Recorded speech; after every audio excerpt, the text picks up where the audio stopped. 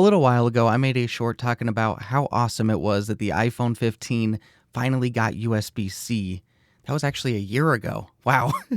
But in that short, I was talking about how convenient it is just to be able to plug an audio interface into the USB-C and just record. But on that short, I had so many questions come through on how to connect the audio interface to your phone and how to get it to work. I should have just created a tutorial back then, but hey, here I am today doing it. That's just as good, right? But one of the most common questions that I got on that was something along the lines of, "Hey guy, when I plug my audio interface into my iPhone, it only plays audio on the left side." Now, just to briefly summarize what is happening, it usually happens with two input devices, like the Focusrite Scarlett 2i2. Now, one of the biggest issues with this is that the iPhone native camera app doesn't have you select what input you are using on the audio interface. Now, when an input isn't specified, it's just going to deliver stereo sound rather than mono, and mono is what you want in this situation. It's exactly why you're only getting it on one side of your headphones. The first input is usually the left headphone, and the second is usually the right. So we're going to talk about how we can solve this today. Now, let me be the first to tell you, if you did record a video and it's only playing on the left side, it is not ruined. You can salvage it. It is totally fine. Now, in most, if not all, video editing software or NLEs, there is usually an option to fill the left side with the right side, or to fill the right side with the left side with the audio track. I will go through the software that I personally have, and I will show you the different options that you can use, as well as some free options. But first, let's talk about how you can actually get the audio interface into your phone and just have it record mono. Now, just a quick disclaimer, I'm talking about the iPhone today, but I would assume that a lot of these things would also affect the Android. I'm not sure though. So just putting it out there that some of these things could be useful for the Android. First, we're going to start out by plugging an audio interface into my iPhone 15 Pro. I would assume that everything is going to be identical for the iPhone 16. And then from that point, I'll expand on all the different options that you have if you want to get audio to your phone. First and foremost, I do just want to let you know it is absolutely possible for you to plug in an audio interface into your iPhone and have it deliver mono audio. And that's what we want. But as I mentioned before, the iPhone's camera app doesn't allow you to select the inputs that you're using. So the best option, in my opinion, is the Blackmagic Cam app. If you install the Blackmagic Cam app, then you can go into the settings and scroll down to audio and select your audio source. But that is another great thing about the Blackmagic Cam app, is it offers even more customization. You can select the audio format, the sample rate, the record audio as, which in this situation would be mono. Additionally, the audio output is going to be whatever you are listening on, which will probably be your audio interface. But then from that point, you can go and select the video settings that you want to use. Personally, I like 4K. 23.98 frames per second. Right now I'm currently going from my microphone, a condenser mic, the LS208, into the Focusrite Scarlett 2i2 4th generation, into the iPhone 15 Pro. And I am recording in the Blackmagic Cam app. But this app is incredible with all the features and options that it has in the settings. It is way more versatile than the camera app in the iPhone. And it was made by Blackmagic, the same people that do Davinci Resolve, the same people that made that camera right there.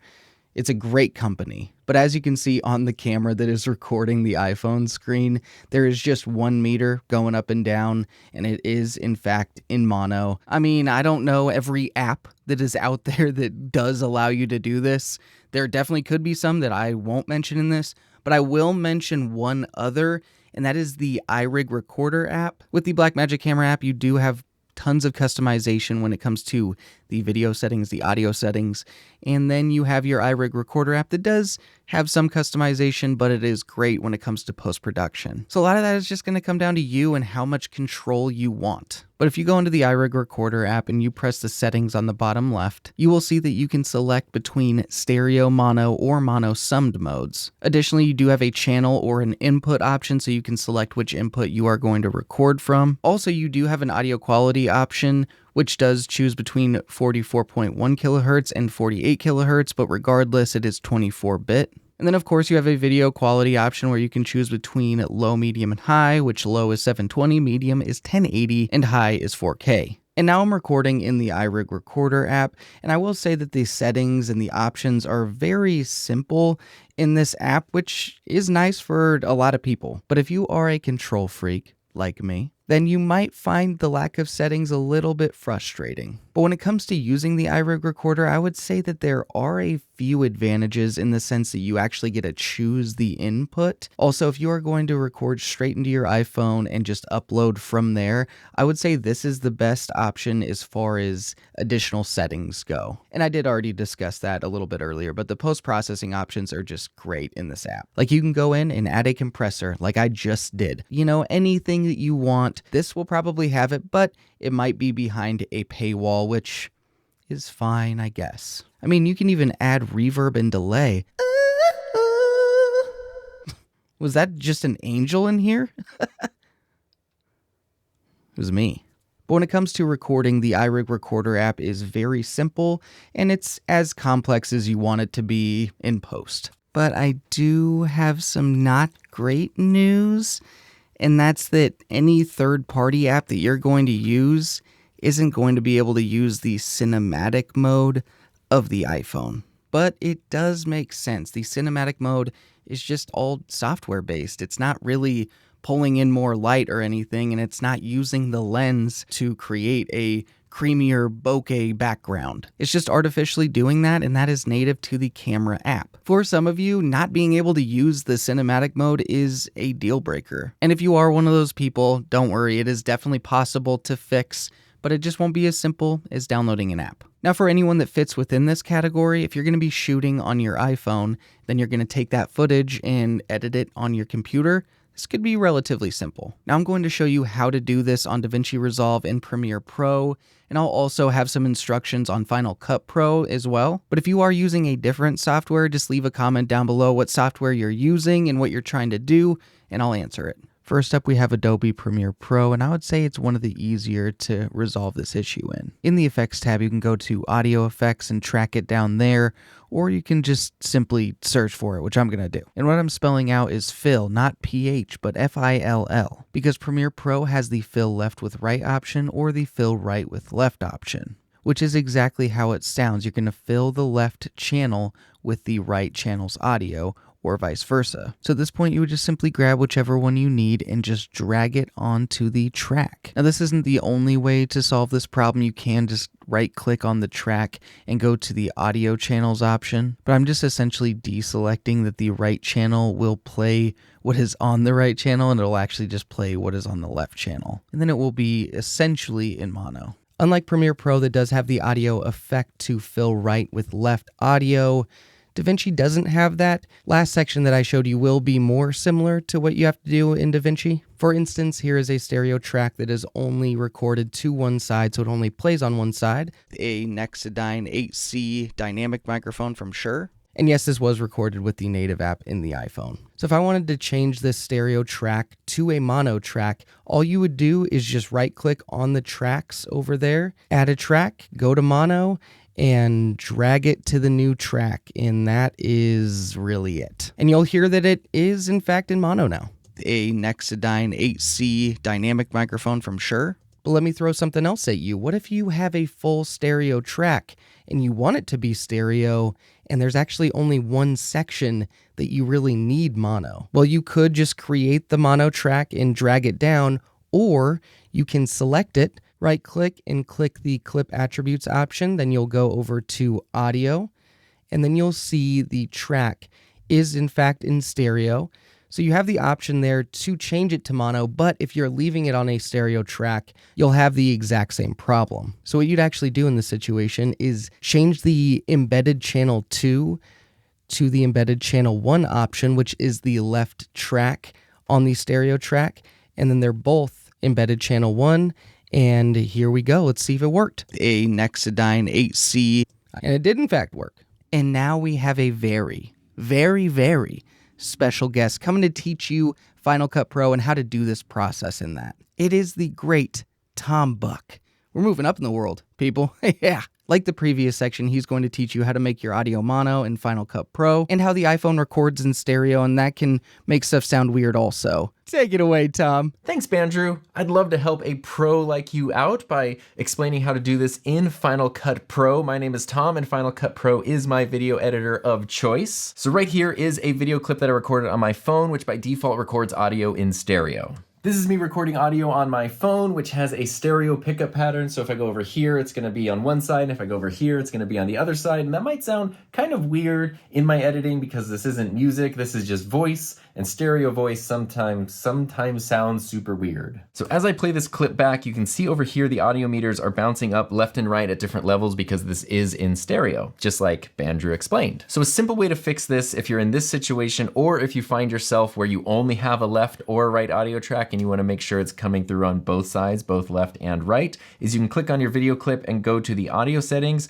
or if you have a detached audio clip, you can click on that and then just go to the same audio settings. We have this thing down here that's our audio configuration, and right now this says stereo, and all you want to do is select dual mono.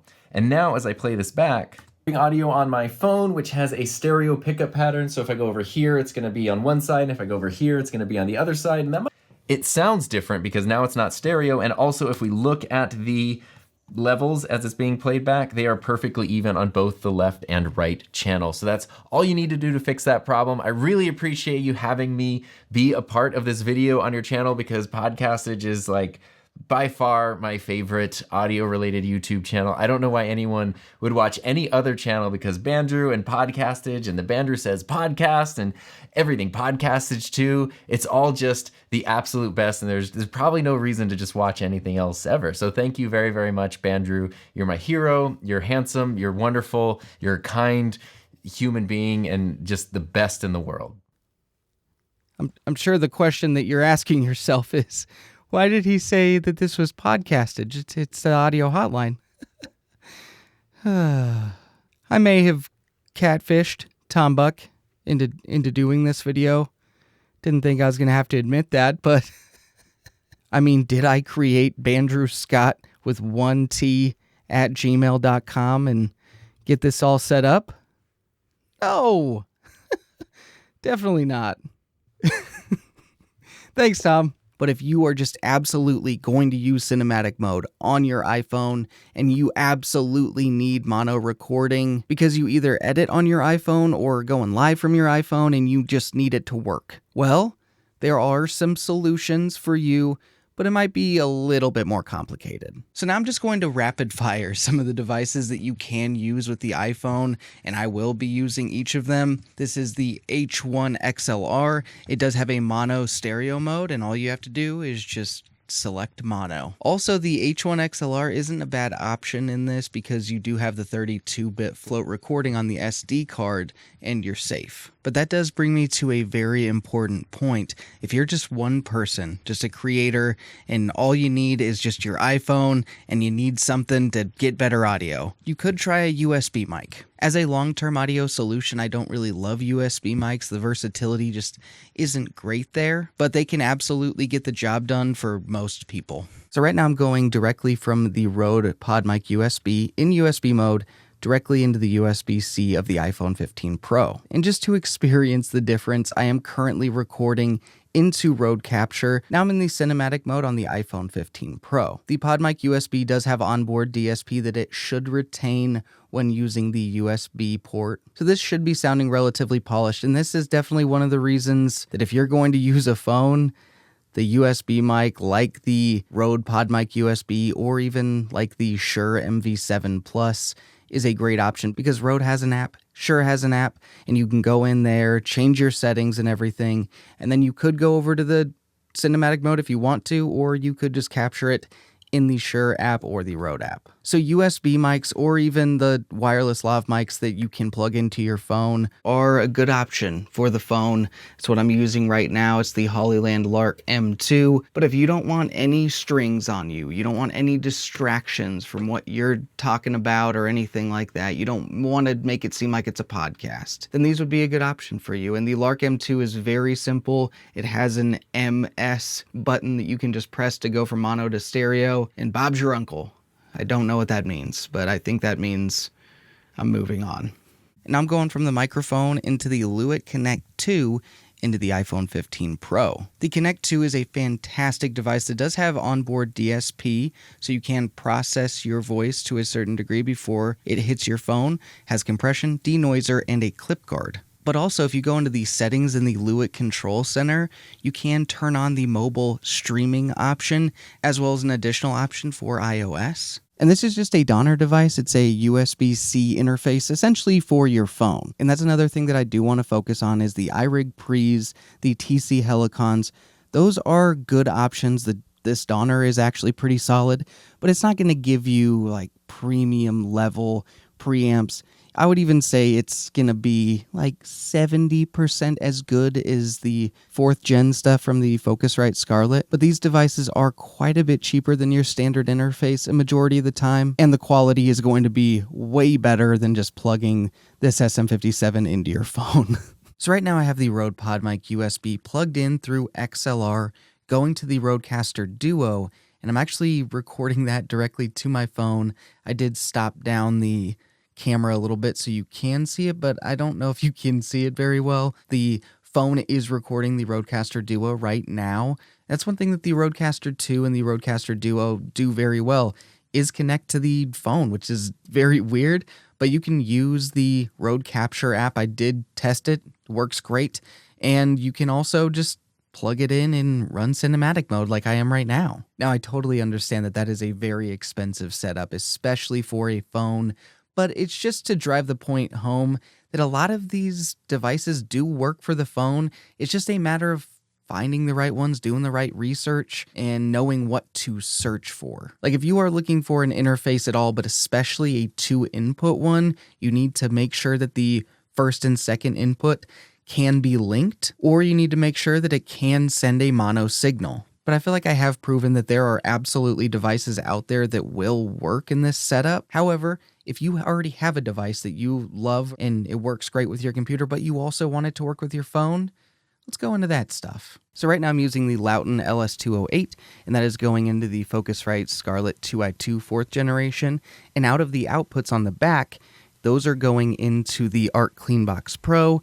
And then I'm going from an RCA to a 3.5mm cable. And when it comes to making any iPhone, or I would assume phone connection work in general, one thing that I would say is to use like some sort of dual USB-C or a dual USB-C 3.5mm adapter. Even if you do get it all connected and it's working without it, it's going to drain your battery so fast. So I do think that is an important adapter to use with interfaces or with this kind of setup. In part 2 of this little discussion, I have had way better luck connecting devices and everything with these adapters and the iPhone getting constant power than without it. I don't really know about the MagSafe connection. I have had just a little bit of a hum with that. Also, a very important note is to make sure that the adapter has a TRRS connection, or that you have a TRRS adapter to get the audio to go into the phone. And I absolutely know what you're thinking.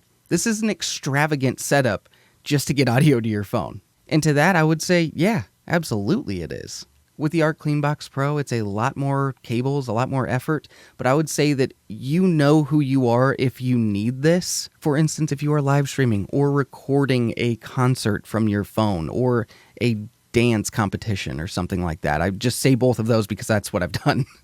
Regardless of whether you're doing that from your phone or your camera, this device is awesome. It has saved me so many times. If you are running a 6-foot cable or less, you might be okay just running it from the output. We'll try it here in a second. I don't know. And I'm not using the Arc Cleanbox Pro, as you can see, and I'm just running a dual 1/4-inch jack to 3.5mm cable, and then I'm using an adapter that's TRS to TRRS, and then I'm going into that same adapter that I showed you before, the one with the 3.5mm cable and USB charging. Now, with this cable being 6 feet and probably not having much interference, I think it should be okay in this instance, but it does worry me a little bit. But now, just for the halibut, let's go ahead and plug into the headphone adapter and go out that way, which I don't recommend it all, but we gotta try everything. Why not? And I'm going straight out of the headphone jack on the Focusrite Scarlett 2i2 4th gen. And you may notice it might not be super dramatic or anything, but the tone may shift a little bit. But I am really interested to hear if there is a slight difference in the headphone sound versus the outputs. But that is one thing that has changed with recent interfaces, is that the headphone jack usually is pretty solid, unlike USB mics. If you've ever recorded your headphone jack, and by that I mean just like using an auxiliary cable to go out to a recorder or whatever, you've noticed how poor a lot of those are. Just don't do that. Once again, if you are going to be recording on your phone and there is a 3.5mm cable in that mix, just make sure that the one closest to the phone is a TRRS or you have an adapter. And I think this 3.5mm cable that I'm going out of the headphone jack with is only 3 feet. And you may have noticed that the monitor and headphone jack have only been at about a quarter of the way up. That's because I've shot this before and it was at half and it was clipping all over the place. So fun. So now I have the dual male XLR cables going to one female XLR cable, and then I'm just sending this little XLR cable, it's like a 10-foot cable, from that into the SM57. I would say this is a pretty good, pretty inexpensive option for dynamic microphones. Let me just make that clear. For dynamic mics. Maybe I'll ask MEI Studio and put his answer up here. He's a great channel on YouTube. He's a great guy. But he is a little bit better about knowing stuff like that. And if I turn both the 48 volts of phantom power on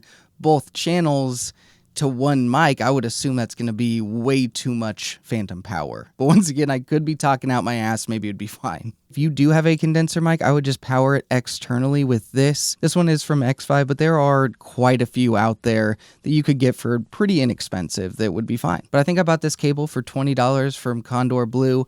I'm using it with the SSL2 Mark II, just plugged into both channels. But one thing to mention is that you need the gain to be identical in both of these channels, because if I were to turn one of these up, it's gonna sound very weird. And now it just sounds like I kind of have a signal on the right. But as far as live streaming goes, I feel like this would be a very inexpensive, good option for the phone. Can I help you with something? Hello. How are you? So right now I'm recording the SM57 directly into the iPhone. Here's how it sounds just going into the Belkin 3.5mm / USB-C dual thing, but I'm not using the power module in this situation. I did do this test before this exact test actually, and I did have the power going into the adapter, and it sounded atrocious just how loud it was, even though I am trying to prove that this option is not nearly as good, but this was just too much. Actually, I'll just play a sample of it right now. Yeah, it was awful. So one thing you can count on is if you are going to use a setup like this, the SM57 with an XLR to 3.5mm cable going into a USB-C adapter, is that it is going to drain your battery a lot. Now, you've just been force-fed a lot of information, and I get it. It is a lot. Now, just to summarize, put a little bow on this video, I gotta say, the iPhone and phones in general just really aren't super easy to get audio to record to them. It varies a lot from device to device, and I would assume even updates. But I do think that if you follow some of the basic guidelines in this video, you should be good. So from the audio interface you pick, the ports you decide to record out of, and just troubleshoot, and editing and learning how to make your source mono, between all of that, you should be pretty good. Now, I do feel like a lot of the people that this applies to and that are probably watching this are solo creators. And if you haven't bought an interface yet, or you don't want to go through the solution of trying to go out the outputs or trying to solve it in post, and you just want a mono signal right into the phone, I will say some of the better devices that I've used are the MVX2U from Shure. This is a very good interface, and it's just plugged directly into the SM7DB right now. But the very underrated RodeCaster 1 from Focusrite is great. The Lewitt Connect 2 is also a great option. The Rode AI1. And even the Zoom F3 does allow you to choose mono, which is a great device. All of those options plus literally any USB mic would be a solid choice. Like the Fifine Profile 3. And yes, I did talk down a little bit on USB mics, but if you are just a solo creator that just wants to get clean spoken word audio to your phone, this is an easy way to do that. But hopefully this video helped you out and helped you decide what's right for you. I have an apology to make. I'm sorry, Tom Buck, for catfishing you. I'm sorry about that. But thank you all the subscribers and members of the Audio Hotline. I'll see you audio nerds next time.